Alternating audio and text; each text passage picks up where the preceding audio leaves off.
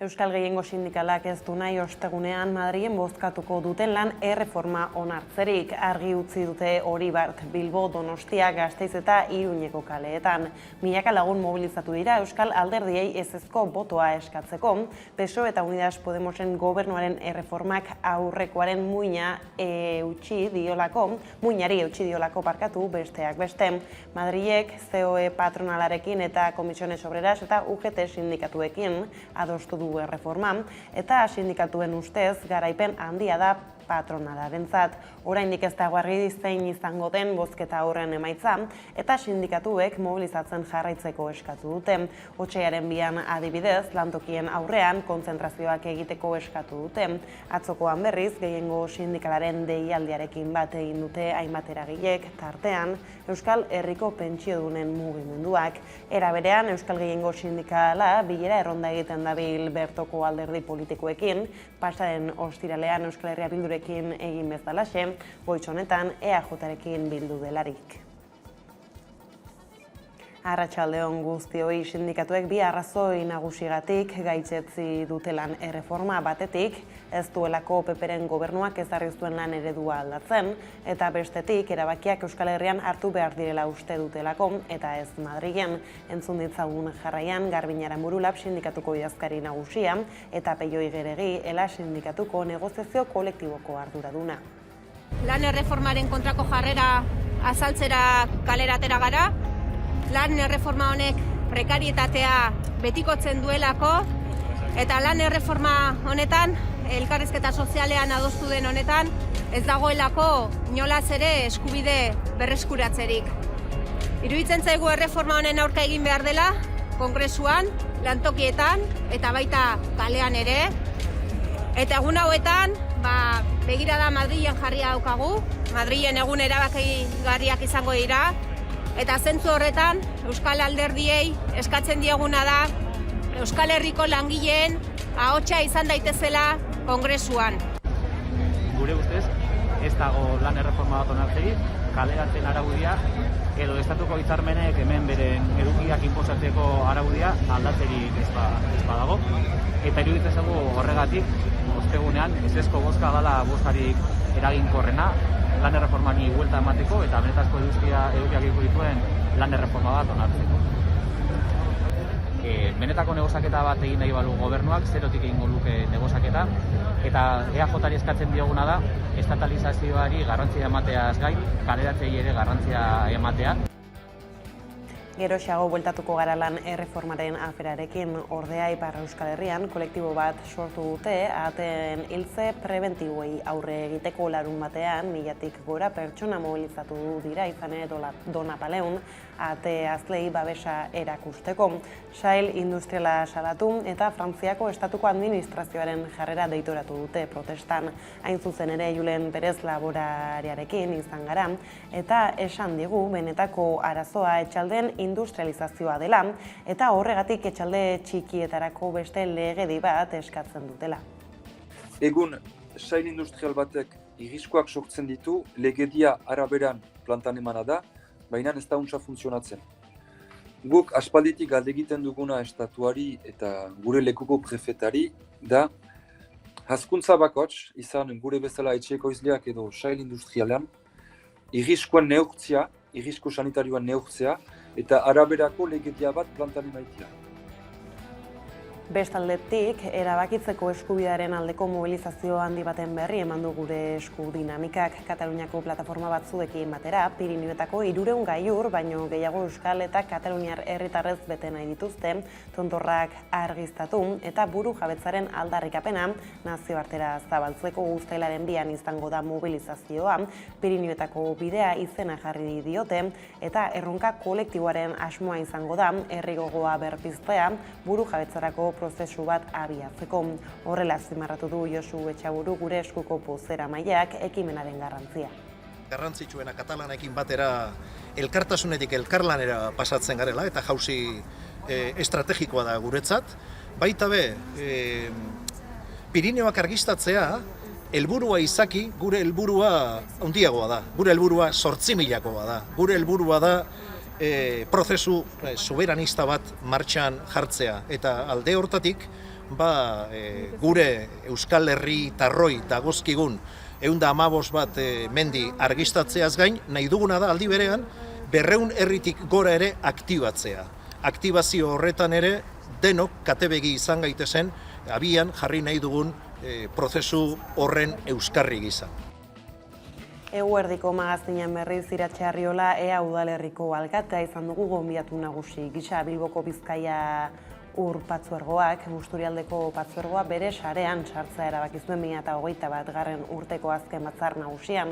Horrek Busturialdeko Ur Patzuergoaren privatizazioak suposatzen du. Eta beraz, oinarrizko baliabide bat kudeatzeko aukera kentzen dio herriari orain gutxi monopolia estreinatu da. Bizkaiko uraren kudeaketa kontrolatzeko trama jorratzen duen lehen kazetaritza dokumentala. Aipatu legez, Busturialdeko erabakiak ean ere badu eragina eta udalak ezezko bozka eman dio proiektuari entzun dezagun jarraian Arriola alkatea. Bilbao Bizkaia kudeatzen du lurraldearen 80%, ia 80%, eta Bilbao Bizkaiak funtzionatzen du azpikontrata handien bidez, eta azpikontrata horriek ez dira enpresa txikiak, dira multinazional handiak, Suez, Acciona, hau da, beste leku batzuetan, uraren privatizazioetan kalte handiak egin dituzten entrepresak dira, eta horien esku dago kudeaketa neurri handi batean. Gaizadatuta, orain dela markada bat haur eta gazteen transexualitatea ez den soilik ikusezina, pentsaezina ere bazen 7 urtetan naizen elkarteak ikusgarri eta garrantzitsuagoa dena pentsagarri egitea lortu du. Sariak banatuz eta abestia eta bideoklipa estreinatuz ospatu du hori, ekitaldi jendetsu batean eta bertan halaxe aritu da Bea Seber bozeramailea. Baina lan handia dugu oraindik, eskola jazarpena, erasoak, osasun arreta okerra, denak oinarri berdina dauka, ez jakintasuna. Horregatik jarraituko dugu gure seme-alaben errealitatea ikusgarri egiten, euren eskubideak aldarrikatzen eta aniztasuna baloretzat duen gizarte baten eraikuntzan lanean. Eta eguneko lerroburuekin bukatzeko nazioarteko kontuetan, bestaldetik alderdi sozialistak irabazi ditu Portugaleko hauteskundeak eta gainera gehiengo osoa lortu du 117 diputatu eskuratu dituzte sozialistek. Eta litekena da eserlekuren bat gehiago lortzea atzerriko bozkak zenbatzen dituztenean. Bigarren aldiz lortu du alderdi sozialistak gehiengo osoa aurrekoa Jose Sokratesen agintepean lortu zuen, baina ustelkeria kasuek haren bigarren agintaldia zapuztu zuten. Inkestek utzi egin dute abstentzioari dagokionean gainera. Aurreko bozetan baino handiagoa izan da parte hartzea herrialdean COVID izurria egon arren. Kolpea hartu du PSD alderdiak 76 diputaturekin geratuko da, 2019ko bozetan baino 3 gutxiago garratzagoa da, ustekabea gainera galdeketek PSren eta PSDren arteko berdinketa aurre ikusten baitzuten. Ultraeskuineko Xega alderdiak berriz emaitza ikusgarriak lortu ditu. Orain arte diputatu bakarra zuten eta atzo 12 eserleku lortu ditu. Parlamentuko 3. indarra bihurtu da. Badaguneko lerroburuak horrela iritsi da eguneko argazkiari heltzeko unea asteburuko protesten ondotik eta aurreko astean Euskal Herria Bildurekin egin bezala, Euskal Gehiengo Sindikala EAJarekin bildu da goiz honetan Sabin etxean. 2010 eta 2012 urteetako lan erreformak baliogabetu eta lan araudia aurreko baldintzetara itzuli behar dela esan diote sindikatuek alderdi jeltzaleari. EAJak berretsia du Euskal Itunen lehentasuna bermatu gabe, ez duela erreformaren alde egingo edo abstentziora joko. Baina azken egunotan Eusko Jaurlaritzako lehendakari Iñigo Urkulluk formula berriak topatzeko ahaleginak eskatu ditu. Modu horretan Madrilen 6 diputatu dituen alderdiaren jarrera lehunduz. Bada zebeken ustez ulergaitza litzateke elkarrizketa sozialaren alde agertzea eta gero akordioak auzitan jartzea. Bizkaiko patronalak uste du lan erreformaren dekretuari balioa aitortu behar zaiola. EAJko presidente Andoni Ortuzarrek esan ostean norbaitek COE irmo jarri beharko lukeela. Hain zuzen ere, igandean burutu dutelan erreformaen aurkako protesta sindikatuek, haien arabera euskal langileak eta herritarrak ordezkatzen ez dituen eragileak izan dira, gai horren inguruko erabakiak hartu dituztenak. Eta horretaz gain, PSOE eta Unidas Podemosen gobernuari, PPek inposatutako erreforma ez indargabetu izana leporatu diote. Gehitu dutenez, oso larria den lan erreforma baten aurrean daude, eta Euskal Herrian lan harremanetarako esparru propioa eratzeko urratsak egin beharra dago.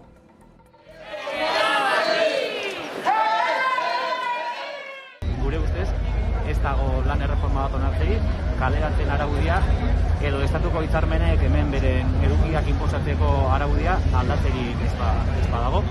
Eta iruditzen zaigu horregatik, ostegunean, ezezko bozka dela bozkarik eraginkorrena, lan erreformani buelta emateko eta benetazko edukiak dituen lan erreforma bat onartzeko.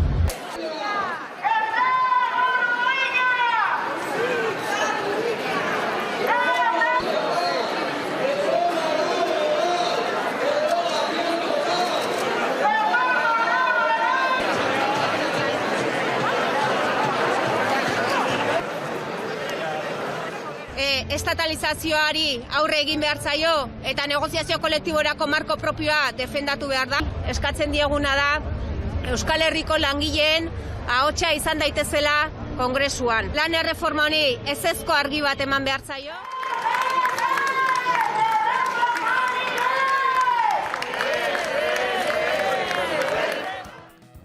Ipar Euskal Herrian berriz Euskal Laborarien Sindikatuaren deiari jarraikiz, 100 lagun atera dira kalera urtarriaren 29an, Gazte-Irriparen aurrean hartzen ari diren neurriak salatu, eta arazoa industrializazio ereduan dagoela ohartarazteko udanehar beho. Oraindik hiltegi barik gauzela, aldean arazo asko dauzela, ez dela bakarrik lehenengo sektorea edo abeltzainen arazoa, baizik eta herritarren arazoa ere, bertoko elikadura.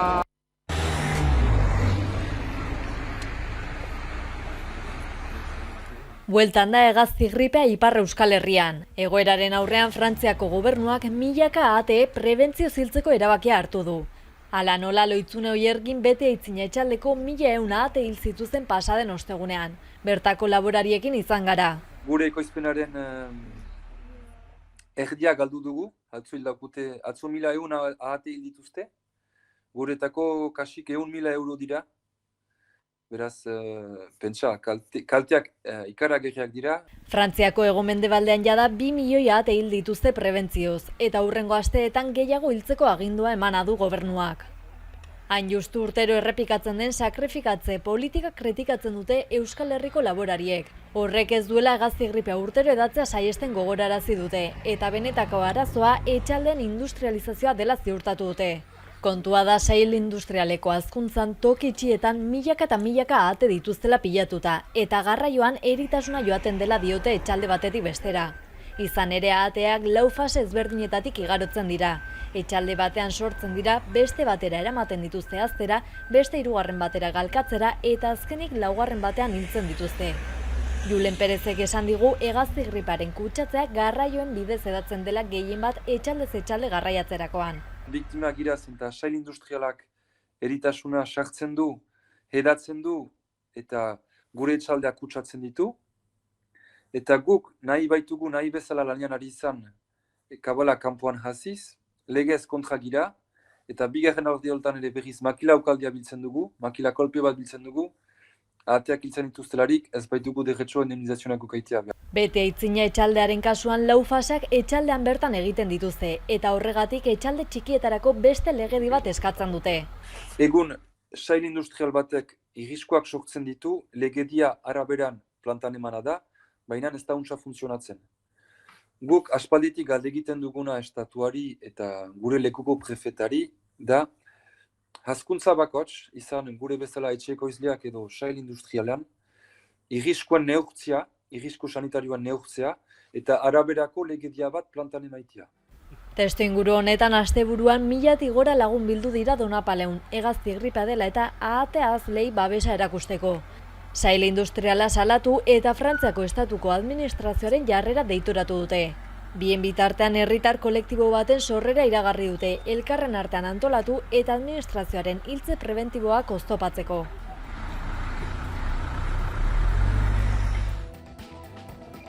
Ordea, ehunka herritar batu dira SOS baserriak lelopean Laudion eginiko mobilizazioan udal hiltegiaren itxieraren aurka. Izan ere pasaden astean ekin diote azpiegitura usteari. Iazko udan itxi zuten hiltegia eta udazkenan jakinarazi zuen Laudioko udalak ez duela azpiegitura berriz irekiko. Ordutik hona hainbat mobilizazio egin dituzte eskualdeko abeltzainek, hiltegia ez itxi plataforman bildutan. Aiaraldea.eus egindako adierazpenetan kaltetutako abeltzainetan batek zigor Gorostiagak azpimarratu du. Hiltegiarena ez dela lehen sektorearen arazo esklusiboa baizik eta biztanle guztiei dagokiela azpiegiturarik ez dagoelako hurbileko produktuei eragiten dien neurrian. Urtero Laudioko hiltegian 3.000 abelburu inguru hiltzen ziren Arabako eta Bizkaiko abeltzaintza ustiategietatik.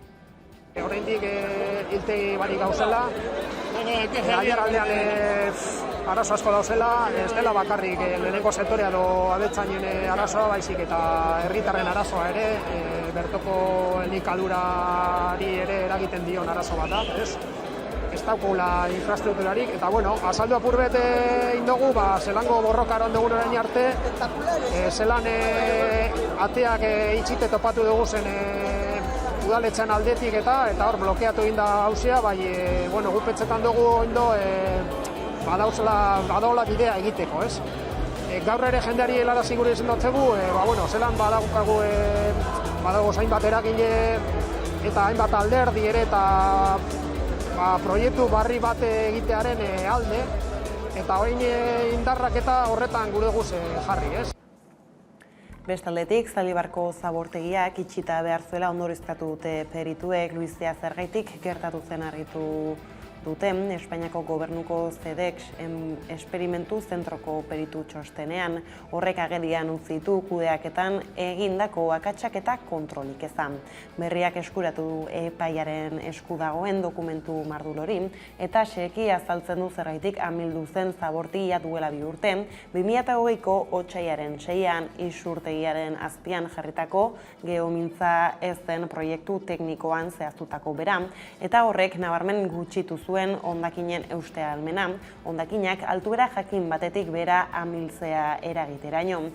Zabortegia atalka zigilatu ez izanak ere, ur emari gehiegizko gabiltzea ekarri zuen, eta horrek eragin handia eduki zuen instalazioaren egonkortasun faltan.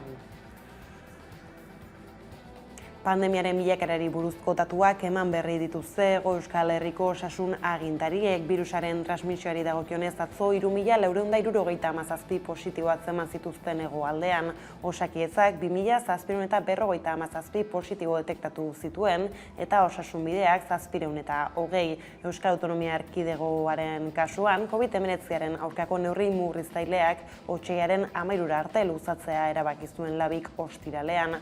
Horrez gain, oraindik ikusteke dago zer gertatuko den COVID ziurtagiriarekin. Izan ere Eusko Jaurlaritzak derrigortasuna mantentzeko baimena eskatu dio Justizia Auzitegi Nagusiari, baina asteartera arte ez da erabakirik espero, beraz gaur ordu batzuez ziurtagiria ez da indarrean egongo estilan hau Gasteiztik. Luzatuko dituzte neurri murriztaileak, abenduan ezarritako neurri murriztaileak, otsailaren 13 arte mantendu nahi dituzte, labiren bileran adostu zuten bezala, naiz eta osasun egoera egonkortzen ari den. Gotzone Sagarduiz osasuneko sailburuak prentsaoarra eman zuen ostiralean, eta hauek izango dira indarrean mantendu nahi dituzten neurri nagusiak. Beranduen, ordu batetan itxiko dira merkataritza, gizarte eta kultura jarduera guztiak. Lurralde historikoak baino eremu txikiagoko garraio publikoei abiatzeko azken ordu hau ezarriko zaie, gaurko ordubiak. 160ko edukiera muga ezartzen da mota guztietako establezimentu eta barrualdeko esparruetan. Gizarte, kultura edo kirol ekitaldietarako esparruetan gehienez ere 600 pertsona bildu ahal izango dira barrualdean eta 800 kanporaldean. Debekatu egiten da zutik konsumitzea eta mahai bakoitzeko edo mahai multzo bakoitzeko bezero taldeak gehienez ere 10 lagunera mugatzen dira. Ikusteke dago oraindik Covid ziurtagiriarekin zer gertatuko den. Izan ere, Eusko Jaurlaritzak bere derrigortasuna mantendu nahi du, esan bezala, otsailaren 13 arte, eta horretarako baimena eskatu dio dagoeneko Euskal Autonomia Erkidegoko Justizia Auzitegi Nagusiari. Horrez gain, ziurtagiria espazio gehiagotara zabaldu nahi du ere, besteak beste turismoaren sektorera eta joko aretoetara. Indarraldia gaur arte zegoen ezarrita, baina epaitegien erabakia astearterako espero da. Ondorioz, ordu batzuetako hutsune legala izango da. Bestalde, Nafarroan ere Covid ziurtagiria aurkezteko derrigortasunari eutsi dio Maria Txibiteren gobernuak. Ipar Euskal Herrian aurreko astetik indarrean da txertaketa ziurtagiria. Bestaldetik, lerroburuetan aipatu dugu ere burujabetza nahia nazioarteratzeko 300 bat gailur argiztatuko dituzte gure eskuk eta Kataluniako plataforma ugarik mobilizazio bat prestatu dute uztailaren 2 Pirinioetara igotan herri gogoa aktibatzea eta burujabetzarako prozesu bat abiatzea da asmoa. Ikuste azpimarratu behar dira elementu batzuk, eta bat da garrantzitsuena Katalanaekin batera elkartasunetik elkarlanera pasatzen garela, eta jauzi estrategikoa da guretzat. Baita be, Pirineoak argistatzea, helburua izaki, gure helburua handiagoa da, gure helburua 8.000-koa da, gure helburua da prozesu soberanista bat martxan jartzea, eta alde hortatik, gure Euskal Herri tarroi dagozkigun 115 bat mendi argistatzeaz gain, nahi duguna da aldi berean 200 herritik gora ere aktibatzea. Aktibazio horretan ere denok katebegi izan gaitezen abian jarri nahi dugun prozesu horren euskarri gisa.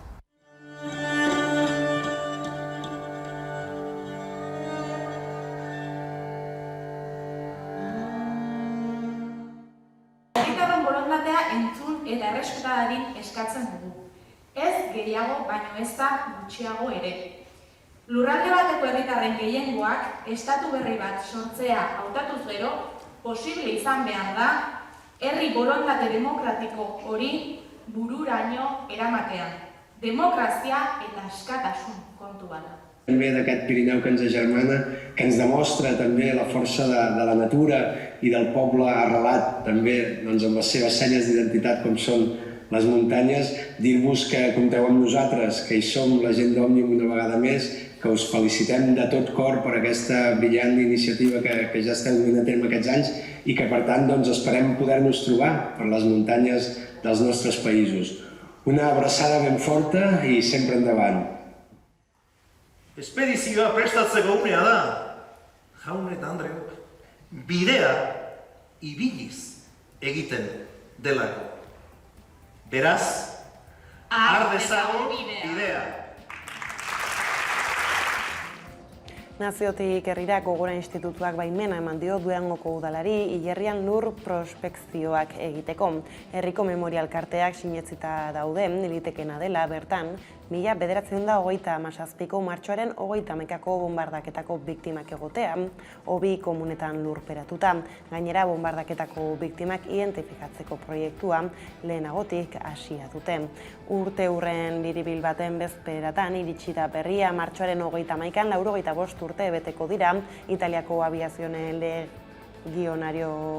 legionariako hegazkinek Durango bombardatu zutenetik gutxienez 336 herritar hil zituzten eraso hartan. Memoria historikoa ikertzen aritu diren eragileek uste dute, litekena dela haietako batzuen gorpuak Durangoko hilerrian lurperatuta egotean, hobi komun batean orain Gogora Institutuak baimena eta diru laguntza eman dizkio Durangoko udalari lur prospekzioak egin ditzan hilerrian benetan hobi komun horiek dauden ikertzeko.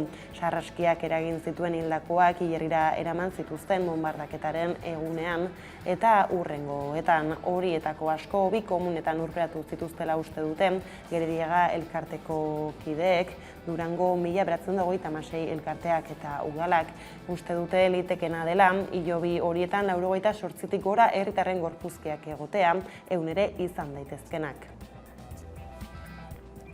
Bilboko Begoñako hilerrian aldiz, Tomas Rubin Marin gudariaren gorpuzkiak berreskuratu dituzte Gogora Institutuaren arabera, 36ko gerran eta ondorengo urteetan hildako 60 lagun daude hilerria hartan lurperatuta. Igeltxeroa ofizioz Eusko Abertzale ekintzarekin jo zuen frontera 31 urterekin.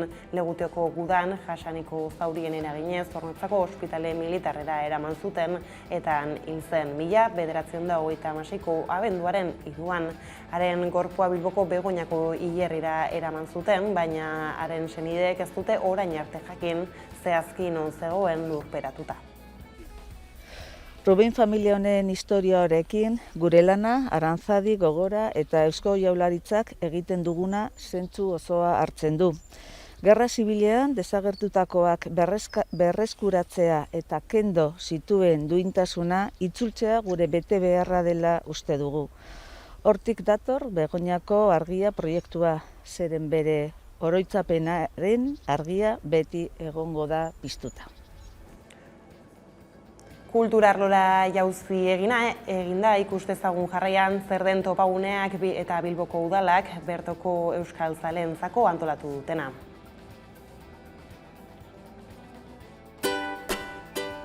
Urtero bezala ikusi eta ikasi programa eskainiko dute Bilboko udalak eta euskaltzaleen topaguneak Bizkaiko hiriburuko haur eta familientzat. Amentxe, paprez, eta zer daukagun oinguan. Oinguan Marijaia etorri zaigu bizitan. Ikusi eta ikasi programaren bitartez Bilboko udalak euskararen erabileran urratsak eman nahi ditu. Euskara aisialdia eta gozamenarekin uztartuz. 3 ataletan banatutako eskaintza zabala eskainiko du aurtengo programak, zuzeneko saio zein online izango diren ekintzekin. Aurrez aurreko ekitaldi horiek hiriko hainbat espaziotan garatuko dira. Alde batetik ikusi eta ikasi familian izenekoan, 4 eta 8 urte bitarteko aurrei zuzendutako ikuskizun eta tailer ugari antolatu dituzte, zeinetarako izena eman beharko duten bertaratu nahi dutenek. Urtarrilaren 17an zabaldu zuen epea udalak ikusitaikasi.eus atarian, eta urtarrilaren 31 da horretarako azken eguna. Ikusi eta ikasi lagun artean atalaren bitartez aldiz 8 eta 10 urte bitarteko gaztetxoei zabalduko zaie programan parte hartzeko aukera. Horretan, papiroflexia, sukaldaritza edota oreka tailerrak izango dituzte eskura aurrek besteak beste. Atal honetan ere izen ematea derrigorrezkoa izango da. Azkenik, etxetik €1 gozatzeko aukera izango da ere online atalean. Eskulanak egiteko 5 tailer eta dantza saio bat dituzte gazteek programaren web atarian. Ikusi eta ikasi. Saio guztien informazioa eta izen ematea, esan bezala ikusitaikasi.eus atarian jarri dituzte eskura. Eta ekintzako otsailaren 3an hasi eta apirilaren 27 arte ospatuko dira.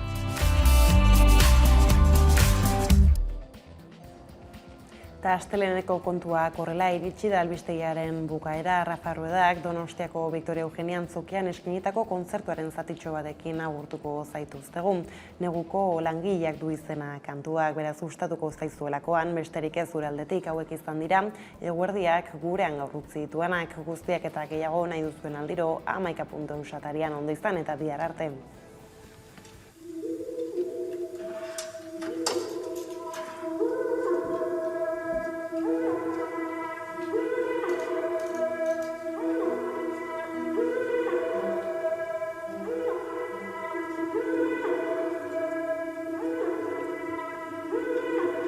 Kantu hau,